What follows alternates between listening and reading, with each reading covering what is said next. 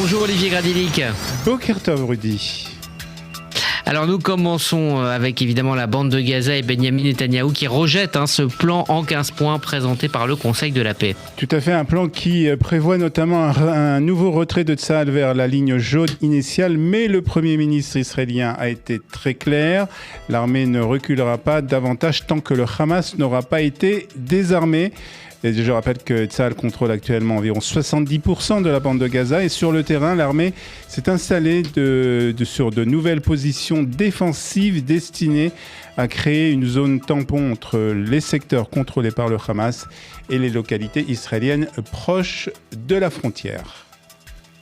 Et pendant que les discussions politiques se poursuivent sur le terrain, Tsahal constate que le Hamas continue de se réorganiser. En effet, selon le commandant du bataillon 202, des membres du Hamas continuent de circuler parmi les ruines et tentent notamment de recruter des nouveaux combattants.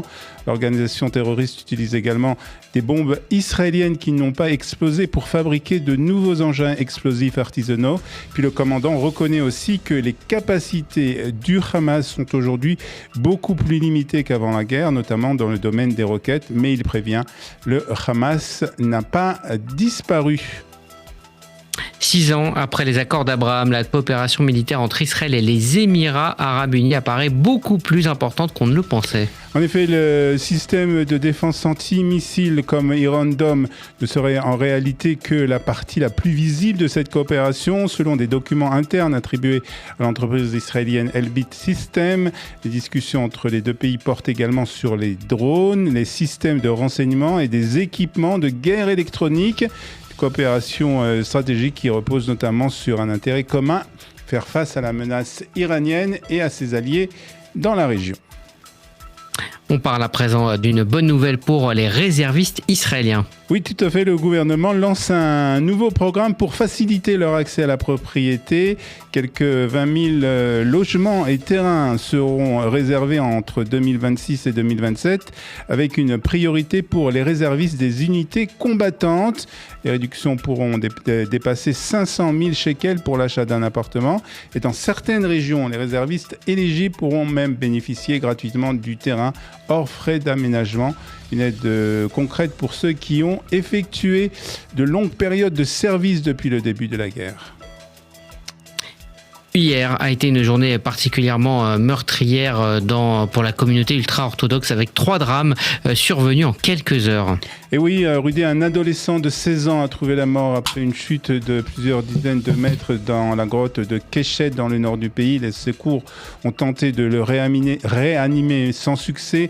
Autre drame dans le nord, un adolescent porté disparu après le chavirement d'une embarcation sur le Jourdain a finalement été retrouvé dans un état critique et malgré des efforts des équipes médicales, son décès a été constaté. Et puis à Lod, un enfant de 5 ans est mort après avoir été oublié dans une voiture fermée. Il avait été évacué dans un état désespéré à l'hôpital Shamir où les médecins n'ont pas réussi à le sauver. Ces accidents interviennent en pleine période de Ben Azmanim, les vacances d'été des étudiants des yeshivot pendant lesquelles des milliers de familles partent en excursion à travers le pays. Et puis on va terminer avec une nouvelle qui va réjouir de nombreuses Israéliennes. Tout à fait. Sephora, Rudy, arrive officiellement en Israël à partir du 20 août. Les produits de la Sephora Collection seront vendus pour la première fois en Israël par l'intermédiaire d'une chaîne qui s'appelle Glam 42. Des espaces éphémères ouvriront dans plusieurs centres commerciaux azrieli et des produits seront également disponibles dans les magasins. Donc Glam 42 jusqu'à présent. Les Israéliens et les Israéliennes devaient généralement profiter d'un voyage à l'étranger pour acheter les produits de la marque Sephora. Ce sera donc bientôt plus nécessaire.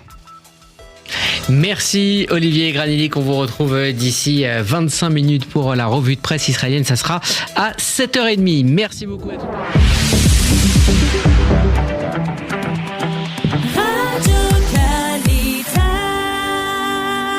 Allez, 8h05 sur Radio Kalita. Merci d'être avec nous. On va jeter Un coup d'œil sur la météo de ce lundi 10 août avec une journée qui sera très chaude et largement ensoleillée sur l'ensemble du pays.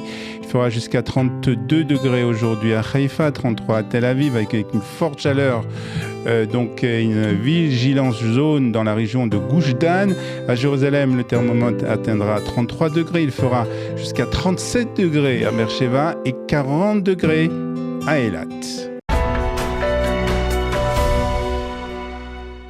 Je rappelle que vous êtes auteur d'un livre qui s'appelle « Iran, islamisme, laïcité, histoire d'un affrontement » qui est paru aux éditions Eliade.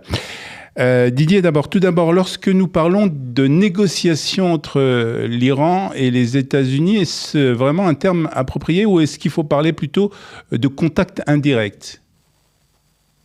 Oui, c'est la deuxième version qui est la bonne, si vous voulez, car c'est vrai qu'il y avait des démarches de négociation entre le régime islamiste en Iran avec les États-Unis, ce qui a permis de signer si vous voulez, leur convention ou leur accord ou le cadre général d'un accord éventuel avec 14 points, si vous voulez. Mais dans la réalité, effectivement, cela, à part quelques négociations qu'on ne connaît pas les détails, si vous voulez, oui. Eh bien, on a constaté que régulièrement, il y avait cet accord accompagné par des moments de guerre et également par des attaques de la part du régime en Iran contre les pays arabes, mais également contre donc les navires qui passaient dans le Golfe Persique, oui. Concernant justement les navires pétroliers. Alors la question qui se posait, on en entend moins parler, c'est comment ces discussions sont-elles perçues par la population iranienne ? Écoutez, les Iraniens, quand on parle des Iraniens, il y a bien évidemment d'un côté les partisans du régime, c'est à peu près 10% de la population en Iran, donc la population en Iran c'est 90 millions, et puis une large partie donc de la population qui est contre le régime. Alors pour les partisans du régime, en fait, cette négociation, c'est parce que le régime lui-même, il est très divisé. Il y a des factions, il y a des conflits, il y a beaucoup de tensions. Pour simplifier, il se divise en deux. Et il y a des gens qui veulent négocier et d'autres qui ne veulent pas négocier, qui veulent absolument continuer une certaine guerre, etc. Et cela est lié à l'instabilité donc du pouvoir islamique en Iran là. C'est d'un côté. Et donc de l'autre côté, de la population iranienne, beaucoup d'éléments, beaucoup d'infos que nous recevons, c'est plutôt, disons, ils sont méfiants vis-à-vis de cette négociation. Et d'ailleurs, ils la critiquent en disant qu'effectivement, ce n'est pas le moment de faire de la négociation, car la négociation, si cela aboutit au maintien de ce régime en place, eh bien, c'est une mauvaise idée et que par conséquent, véritablement, beaucoup de gens qui sont méfiants et contre la négociation avec le régime islamiste. Est-ce qu'ils sont aussi méfiants à l'encontre de Washington et de l'administration du président Trump ? Oui, absolument. C'est-à-dire, il y a au moment de commencement des frappes, si vous voulez, contre le régime et également contre les Américains. Avec les Israéliens, ils ont commencé à tuer Khomeini ainsi que des dizaines donc de responsables du régime. Et les Iraniens, ils étaient beaucoup satisfaits par rapport à cela, car effectivement, l'accent s'était mis sur l'existence même du régime et que donc ça visait véritablement le régime lui-même. Et donc il y avait un avis, un sentiment favorable par rapport aux Américains et bien évidemment Israéliens là. Mais après, quand il y avait des zigzags quand il y avait effectivement une certaine ambiguïté pratiquée par les Américains, eh bien, les Iraniens, ils ont commencé à être critiques en disant qu'effectivement, pourquoi le président américain cherche effectivement à négocier, eh bien, cette négociation, bien évidemment, ils sont au courant, ils sont conscients que les Américains, ils ont des problèmes, des contraintes, disons, dans le contexte américain, mais ils voulaient absolument que l'action contre le régime, ça continue. Et d'ailleurs, dans la population iranienne, aujourd'hui, il y a si vous voulez, un sentiment très agréable vis-à-vis donc du Premier ministre israélien, mais vis-à-vis donc du président Trump, eh bien, il y a ce type de critique qui a été formulée depuis un certain temps. Alors, la situation ici, on en a un peu parlé, la situation économique est extrêmement difficile en Iran. Et est-ce que pour l'Iranien moyen, la priorité aujourd'hui est encore le nucléaire, la puissance régionale ou la confrontation avec les États-Unis, ou tout simplement pouvoir vivre normalement? Qu'est-ce que demandent en fin de compte les Iraniens aujourd'hui? Mais écoutez, les Iraniens n'ont jamais été consultés sur la question nucléaire. C'est un régime, disons, de dictature religieuse, et que tous ces éléments-là, à la fois des investissements, leur politique, a été effectivement pour les Iraniens, c'est un domaine complètement secret, où il n'y avait aucune information, aucune transparence. Et donc, aujourd'hui, si vous voulez, les gens, ils constatent à la fois, il y a plusieurs phénomènes. À la fois, il y a un phénomène disons, vis-à-vis du régime. Ils ne veulent pas vivre avec ce régime-là. Ils veulent, disons, que le régime tombe, si vous voulez, car ils pensent que ce régime-là, c'est la source du malheur pour les Iraniens. C'est à la fois la répression en Iran, mais également les tensions au Moyen-Orient, mais également le terrorisme au niveau international. Il y a ce sentiment, disons, là, mais également, il y a une réalité, c'est que les Iraniens, beaucoup d'entre eux, ils sont en train de vivre une situation véritablement difficile, économiquement, socialement. Il y a un certain nombre donc des employés de l'État qui ne sont pas payés parce que effectivement le régime n'arrive pas à obtenir les moyens financiers nécessaires pour payer correctement, y compris aussi un certain nombre de militaires. Mais de l'autre côté, effectivement, comme vous venez d'évoquer, l'inflation en Iran, le chiffre qui a été annoncé officiellement par le Centre des statistiques du régime annonce 88% de l'inflation d'une manière générale. Mais quand on parle de l'inflation et quand on va dedans, eh bien, par exemple, pour un certain nombre donc de produits, de biens ou de services, exemple, les médicaments, certains médicaments ont été augmentés, disons, jusqu'à 200%, si vous voulez.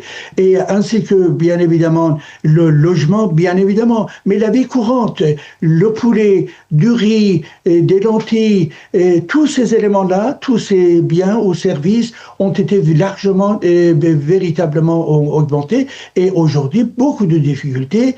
Et pour les gens, pour manger correctement et d'une manière effectivement basique, eh bien, véritablement, il y a des difficultés. Et les Iraniens, ils sont dans un pays très très riche, mais à cause de ce régime, à cause de ces pillages, à cause de l'argent qui est parti dans les activités nucléaires, eh bien actuellement, il faut annoncer que le régime, c'est le responsable de la pauvreté énorme dans la société iranienne.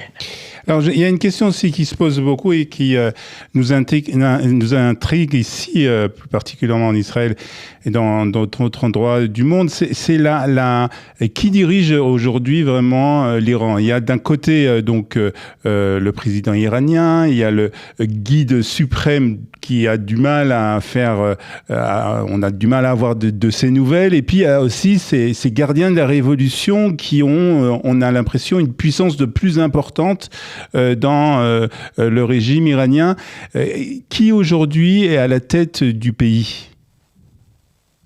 Eh bien, actuellement, la lecture donc de ce pouvoir, effectivement, c'est très difficile là. Mais néanmoins, les éléments qu'on a, avec des tensions, avec effectivement disons, une certaine guerre déclenchée par les uns contre les autres, on peut dire la chose suivante.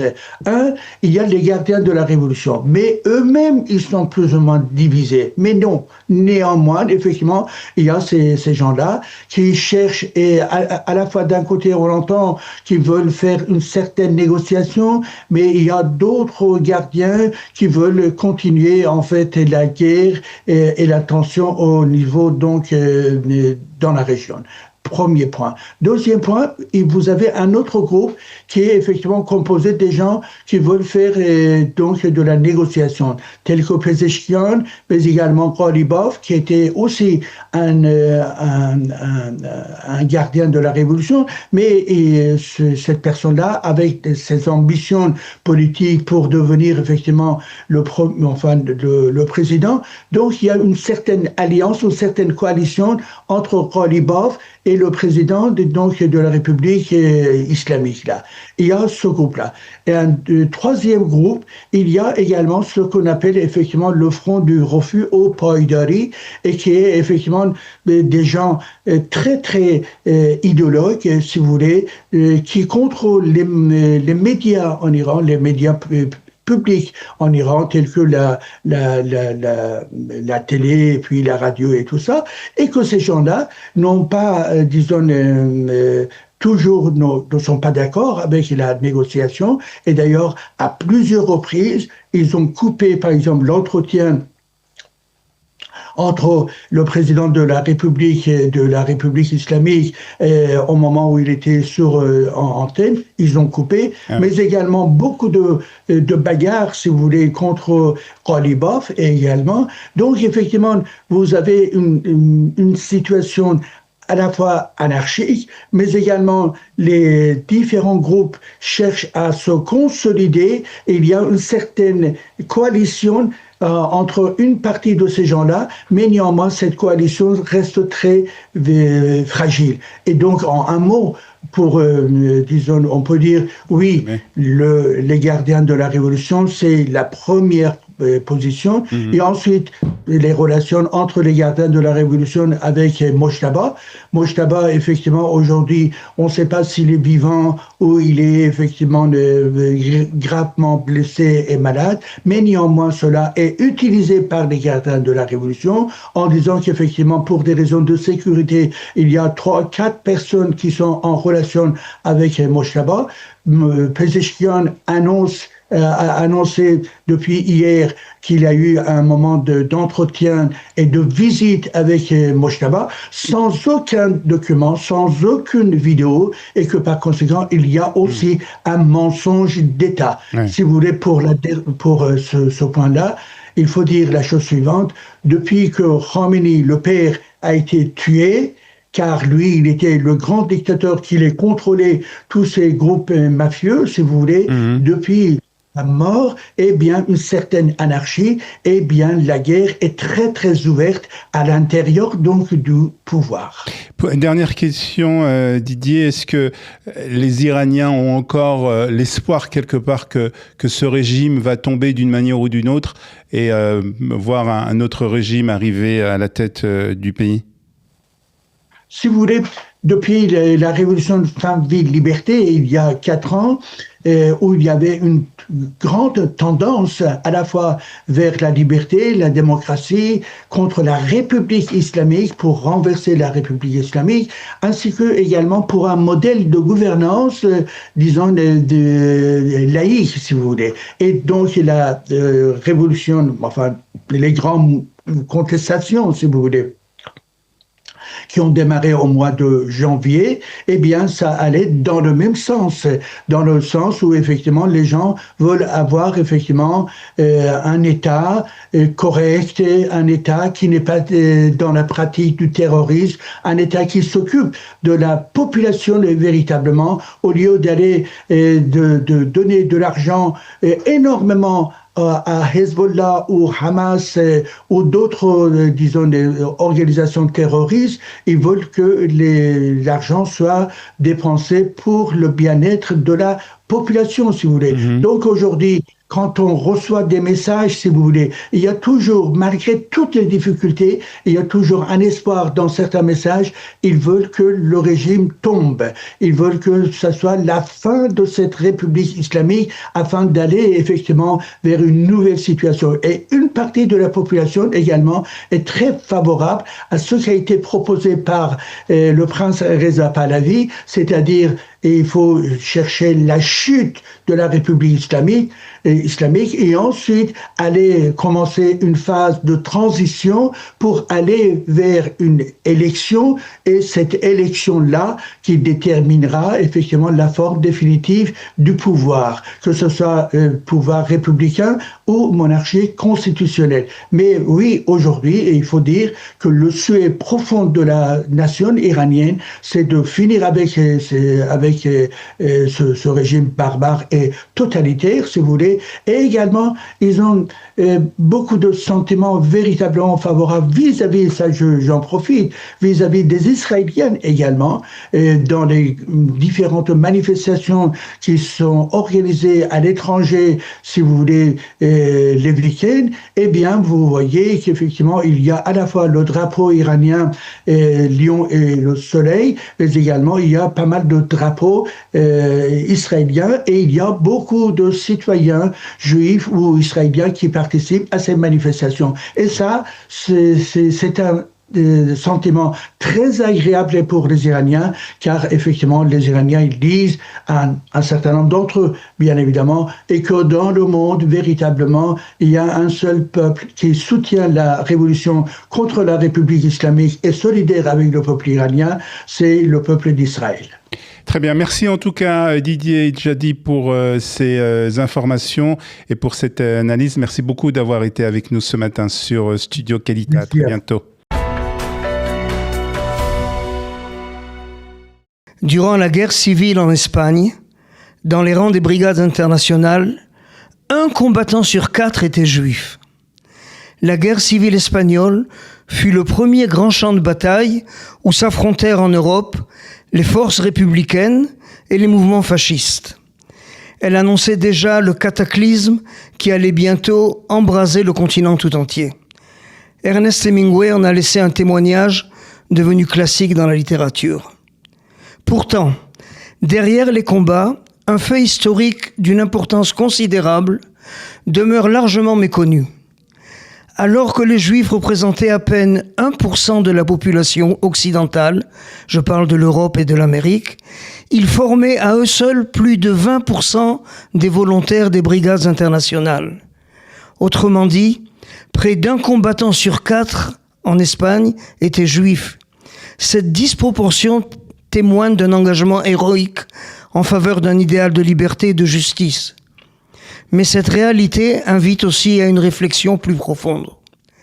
L'assimilation et les idéologies universalistes avaient conduit une grande partie de la jeunesse juive à croire que son destin se jouerait avant tout dans les grands combats politiques de l'humanité. L'histoire allait pourtant se montrer impitoyable. Les régimes et les idéologies auxquels beaucoup avaient accordé leur confiance, sacrifié leur vie, ne purent empêcher et parfois même participèrent aux massacres qui s'abattirent quelques années plus tard sur le peuple juif. Au même moment, un autre courant suivait un chemin radicalement différent. Les pionniers du sionisme n'entendaient pas sauver le monde avant de sauver leur propre peuple.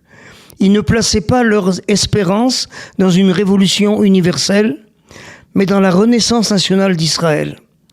Le sionisme moderne fut avant tout le retour d'un peuple vers lui-même, retour à la langue hébraïque, retour à la souveraineté, retour à la pensée juive, au mishpat haïvri, le droit hébreu, retour sur la terre ancestrale sans avoir à s'excuser pour cela. À plus forte raison, lorsqu'elle devenait un repère d'assassins, de violeurs qui surpassèrent dans l'horreur tous les méfaits de la guerre civile en Espagne. L'histoire des brigades internationales et j'ai presque envie de dire l'histoire des brigades juives internationales, pose alors une question qui demeure d'une brûlante actualité. Un peuple peut-il durablement consacrer ses plus belles énergies à des causes universelles tout en négligeant sa propre destinée ? L'expérience du XXe siècle semble apporter une réponse. La liberté d'un peuple et sa capacité d'œuvrer pour le bien-être des hommes commence par la fidélité à son identité et à son patrimoine national.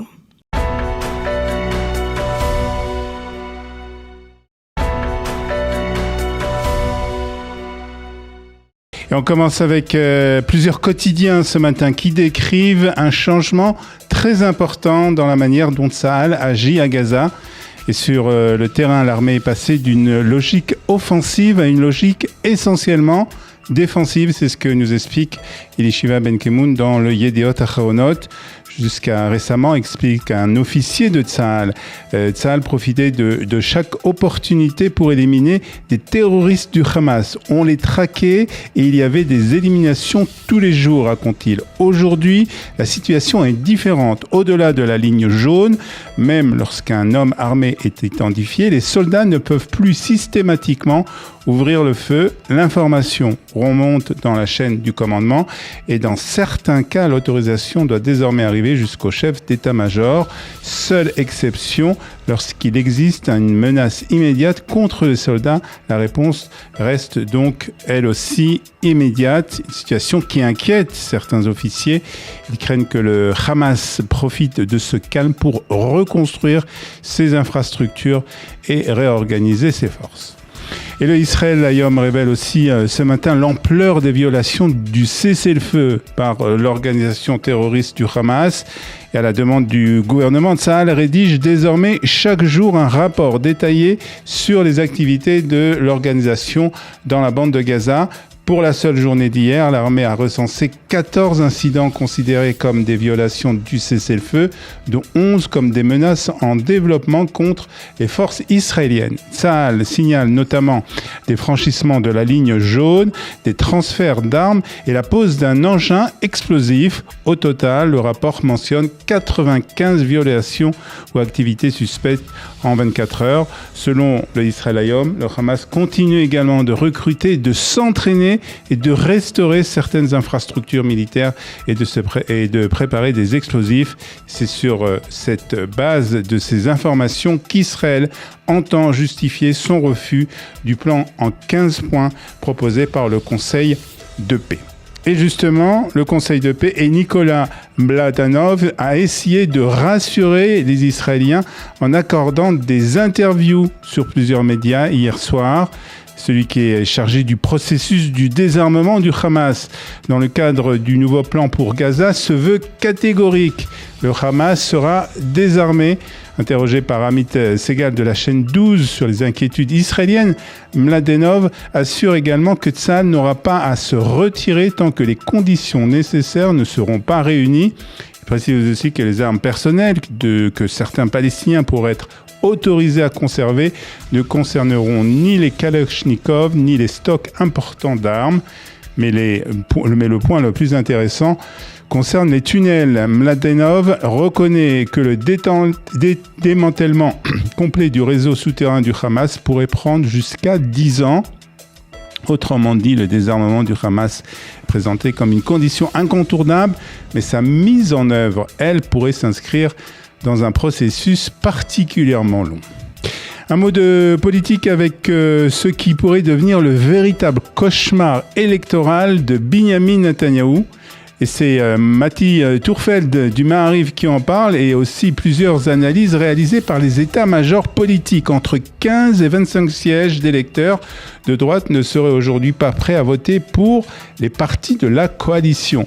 Et pourtant, souligne le Maariv, Depuis le 7 octobre, la société israélienne s'est clairement déplacée vers la droite sur les questions sécuritaires, identitaires et sur la Judée-Samarie. Le problème, c'est que ce déplacement idéologique ne profite pas forcément au Likoud, au sionisme religieux ou à Tzma Yehudit. Parmi les raisons avancées, la composition de la liste du Likoud, mais aussi l'alliance avec les partis ultra-orthodoxes et le mouvement des électeurs va pour l'instant surtout de la coalition vers l'opposition, notamment vers le parti Yachar de Eisenkot. Autrement dit, résume le Maariv, Israël est peut-être plus à droite qu'avant, mais une partie importante de l'électorat de droite cherche aujourd'hui une autre adresse politique. Consternation dans le monde ultra-orthodoxe après une succession de drames qui ont coûté la vie à plusieurs enfants et adolescents en l'espace de quelques heures. Ce sujet fait même la une du Yediot ce matin. Un garçon de 12 ans de Modin Illit s'est noyé dans le Jourdain après être tombé d'un bateau. Son corps a été retrouvé après plus d'une heure de recherche. Puis dans le nord du pays, un adolescent de 16 ans a été trouvé mort après une chute lors d'une activité dans la grotte de Keshet. Et puis à Lod, un enfant de 5 ans est mort d'un coup de chaleur après avoir été oublié pendant plusieurs heures dans une voiture. Cette succession de tragédies provoque un véritable choc dans la communauté Haredi, d'autant qu'elle intervient en pleine période de Ben Azmanim, les vacances des yeshivot, durant lesquelles de nombreuses familles et de nombreux étudiants partent en excursion. Le grand rabbin d'Israël a rappelé que le respect des règles de sécurité fait pleinement partie du principe de protection de la vie. Et puis on termine avec le Israël Hayom qui s'intéresse ce matin à la course pour le poste du prochain secrétaire général de l'ONU. Et surprise, la candidate actuellement en tête est une économiste juive du Costa-Ricain, Rebecca Grispan. Elle a obtenu le meilleur résultat lors du premier tour des consultations au Conseil de sécurité. Et si elle était élue, elle deviendrait à la fois la première femme et la première personnalité juive à diriger les Nations Unies. Ses parents ont fui la Pologne avant la Shoah. Sa sœur a émigré en Israël et plusieurs de ses neveux ont servi dans Tsahal. Mais à Jérusalem, sa candidature suscite malgré tout de sérieuses inquiétudes. Rebecca Grispan dirige aujourd'hui la conférence des Nations Unies sur le commerce et le développement qui a publié plusieurs rapports très critiques contre Israël. Elle a également insisté sur la nécessité d'un accès humanitaire à Gaza et dénoncé toute utilisation de l'aide humanitaire comme moyen de pression. Autrement dit, souligne Israël Hayom, son identité juive ne signifie pas qu'elle adoptera une ligne favorable à Israël.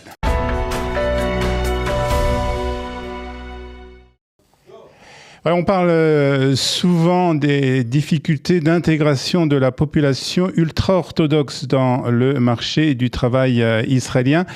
Mais dans la high-tech, les chiffres racontent aujourd'hui une histoire beaucoup plus positive. 53 startups créées depuis 2019 par des entrepreneurs haredim. Alors, est-ce que c'est le signe d'un véritable tournant? Est-ce que la high-tech peut devenir un moteur d'intégration économique pour la société ultra-orthodoxe?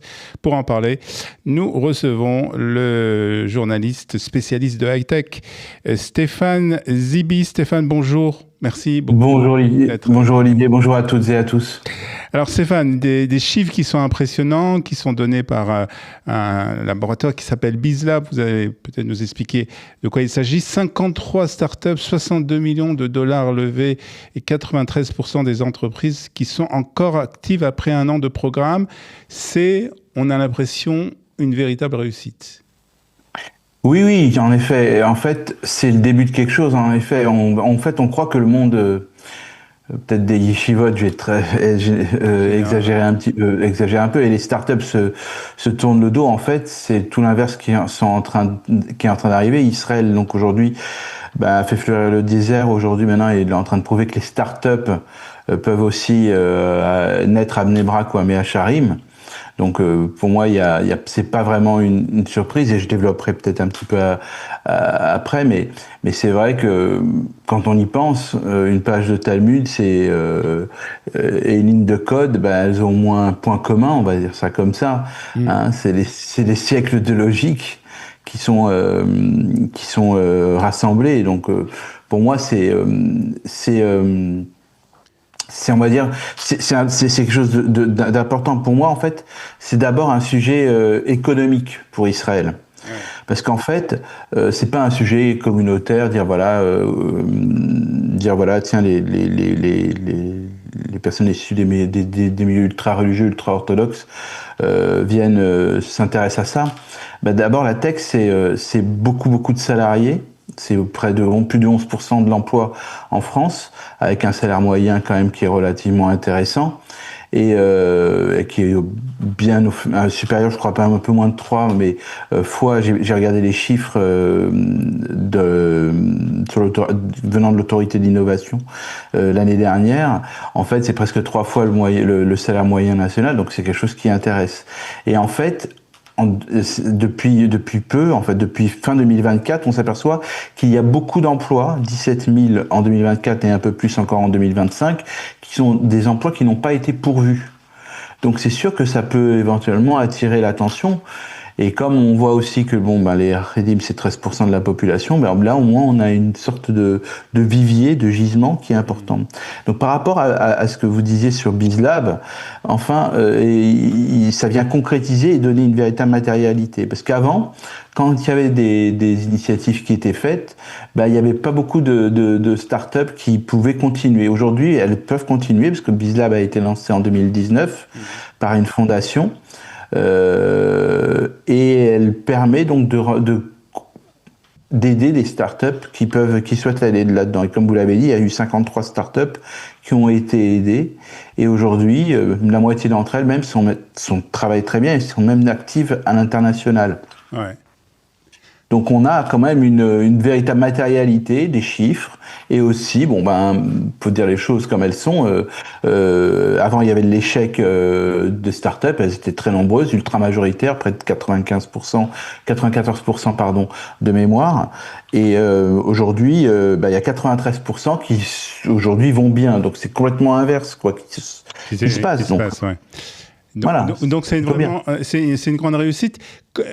Vous parliez du Talmud et du fait qu'il y a une certaine logique et que les Haredim sont donc peut-être déjà habitués à cette logique et que c'est le transfert et le passage au monde de la high-tech était peut-être facilité par l'étude du Talmud, mais quand même, il faut bien le dire, c'est un changement dans le monde de Haredi, de passer de ce monde de l'étude de la Torah. Alors, c'est bien sûr pas tout le monde encore, c'est une partie petite de la population Haredi, à ce monde du marché du travail. C'est quand même un monde différent. Comment vous expliquez qu'il y a eu ce changement et comment vous expliquez aussi qu'il y a eu cette réussite ? Je pense peut-être. Alors, je sais pas. On a tous des applications ou des sites avec beaucoup de contenu maintenant qui sont générés avec de l'IA. Qui viennent des milieux haredim, plein. On n'a pas. Et en fait, je pense qu'ils ont utilisé aussi la tech qui pouvait être un vecteur d'apprentissage. Donc pour moi, ça a été un petit peu aussi une forme de logique. C'est-à-dire que quand ça peut accélérer l'apprentissage et le partage et la diffusion, c'est quelque chose qui n'est pas anodin. Ok, on y va, quand on les voit dans la rue et qu'ils vont essayer de vous faire mettre les téphilines, là on est sur la même initiative finalement. Et c'est vrai que parfois la tech peut entraîner ce type de choses. Il faudrait dire aussi, je pense que l'IA et l'IA générative a fait tomber peut-être la dernière barrière, celle de la technicité. Aujourd'hui, avec l'IA générative et ce qu'on appelle le vibe coding, qui permet donc de développer, on construit une application fonctionnelle sans être un développeur chevronné. Je vais venir un petit peu après, parce qu'il y a des initiatives qui permettent de devenir un codeur aussi. Donc la barrière d'entrée, elle s'est effondrée. Donc je sais que j'ai pu voir déjà que des formations des Haredim intègrent déjà l'utilisation de l'IA générative. Et ce n'est plus un truc complètement abstrait, ce sont vraiment des outils concrets qui sont aujourd'hui proposés au quotidien. Et donc en gros, et aussi il y a un petit quelque chose qui est un peu rigolo, c'est que le fait d'avoir un chat, donc on pose une question, on a une réponse, c'est un peu une forme de, ça ressemble un peu à la Ravoutra, donc c'est-à-dire qu'en gros on questionne, on objecte et on affine. Et donc l'étude A2, elle progresse bien grâce aux questions-réponses. Et donc pour moi, c'est une méthode aussi qui est très familière avec ce qu'ils ont pu faire depuis des siècles. Mmh. Donc pour moi, je trouve que c'est quelque chose plutôt que... Moi, sincèrement, je suis pas spécialement surpris. D'accord. Et je trouve que c'est même, ça va aller de plus en plus fort. Et peut-être que ça pourrait aboutir à certaines choses même encore plus loin, qui peuvent éventuellement qui ont toujours posé des soucis depuis l'histoire d'Israël. Mmh. Alors justement, dans le cadre justement de ces initiatives, justement pour essayer et pour aider et pour pousser justement ce monde Haredi à intégrer le monde de la high-tech, on peut citer Jérémy Beribi, qui est un francophone qui a fait son Alia et qui a lancé déjà il y a plusieurs années plusieurs initiatives pour justement donner cet enseignement au monde Haredi. Ah bah Jérémy, je le connais depuis qu'il était tout jeune, il était encore en France à l'époque, et c'est un baby start-upper à l'époque. Il avait fait Net2One qui rassemblait toutes les informations, toutes les news en un point, la revue de presse avant l'heure. Il était associé de Xavier Niel. Ça doit être un des start-uppers, un des investisseurs dans les start-up les plus actifs de la Silicon Valley, sans avoir été à la Silicon Valley. Il reste à Bnei Brak. Et donc, il a développé parmi ses initiatives, il a développé entre autres le Developer Institute, qu'il a cofondé et qui est établi à Bnei Brak. Et c'est en fait une sorte on appelle ça un bootcamp, c'est-à-dire que vraiment un camp où pendant quelques mois, il s'est ouvert aux Olim, mais aussi donc au profil religieux, on va dire ça comme ça. Et aujourd'hui, en quelques semaines, vous devenez, grâce à des formats un petit peu disruptifs et adaptés au profil des participants, vous devenez un véritable développeur. Et ça a permis d'avoir près de 2000 diplômés par an. Et ce qui est pas mal, parce que quand on calcule les 2000 diplômés par an dans cette école versus les 7000 dans les universités israéliennes, on augmente encore la force de frappe du pays sur le développement. Donc c'est vraiment, pour moi, quelque chose aussi de très important. Voilà. Et j'imagine que ça ne s'arrêtera pas. Oui, c'est pour conclure justement, c'est ma question. On est au début d'une nouvelle, peut-être pas ère, mais en tout cas d'un nouvel élan concernant justement la high-tech israélienne et surtout le secteur orthodoxe de la high-tech israélienne. Ah, ça c'est sûr, et je pense que ça donnera des idées à beaucoup d'entre eux, et peut-être même, je dis pas, là c'est vrai que là peut-être j'exagère, alors c'est vraiment peut-être c'est une opinion totalement personnelle, mais c'est vrai que pour moi, ça ira peut-être au-delà, et peut-être qu'ils iront et ils aideront peut-être Sahel, comme il y a des unités spécifiques comme U1200 où ils sont derrière les écrans, ces unités. Peut-être que certains pourront même aboutir à aller là-bas, parce que quand même, c'est quand même quelque chose de pas négligeable s'il y a des talents et des gens qui travaillent beaucoup. On sait qu'ils travaillent beaucoup, qui font beaucoup de choses au quotidien. Peut-être que ça pourrait envoyer quelques Haredim là-bas. Moi, je sais qu'en tout cas, je ne suis pas surpris. Deux, parce que je le vois tous les jours. Mais deux, je pense sincèrement que la technologie a toujours été un accélérateur sur beaucoup de choses, et Israël a toujours été précurseur. Et ce qui se passe là actuellement avec ce changement où donc la technologie vient s'intégrer, il suffira juste d'une bonne idée pour que celle-ci soit mise en place avec des éléments, beaucoup d'intelligence artificielle aujourd'hui. Il suffira d'une forme éditoriale qui pourra être plaisante pour pouvoir diffuser de l'information et du savoir, et la technologie sera finalement transparente. d'une certaine manière, parce que bon, on utilise de la tech, mais ça aurait pu être un stylo, ça aurait pu être avec de l'encre, etc. Là, c'est de la technologie, et je vois pas pourquoi aujourd'hui un milieu ou un autre serait mis à part ou se mettrait à part quand c'est pour le bien, voilà. Et je pense sincèrement que c'est le début de quelque chose, et j'espère que ça va encore s'accélérer. Très très bien. Merci en tout cas pour ces explications, Stéphane Zibi. Avec grand plaisir, Olivier. D'avoir été ce matin avec nous sur Studio Merci beaucoup. Bonne journée à vous.